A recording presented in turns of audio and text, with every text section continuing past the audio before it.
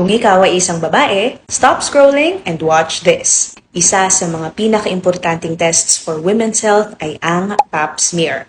Ano nga ba ito, paano ito ginagawa at sino ang dapat magpa-test? Pag-usapan natin yan.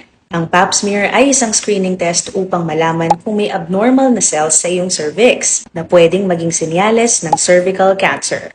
Tandaan na ang cervical cancer is the second most common cancer sa mga kababaihan sa Pilipinas. That's why it is important that you get tested. Paano nga ba ito ginagawa? Unang-una, ang pasyente will lie down in the examination table in a lithotomy position, na parang nanganganak. Gagamit ang doctor ng instrument that we call speculum. Ang speculum looks like this. Meron po itong iba't ibang sizes. There's also a metal speculum or a plastic speculum. Lalagyan ng lubricant ang speculum at unti-unti itong ipapasok sa puwerta. Then a soft brush or a swab will be used para mangolekta ng cells sa cervix. Then ipapahid ang swab sa isang slide katulad nito o ilalagay ang brush sa specimen bottle.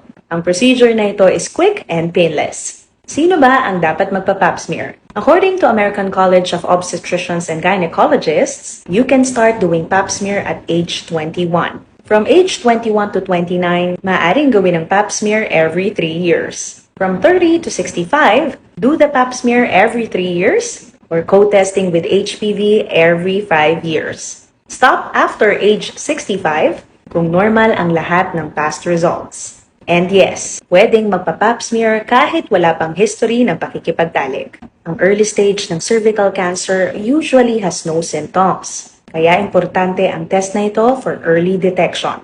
So ladies, huwag mahiya and consult your OB gynecologists para sa karampatang medical advice. Take charge of your health.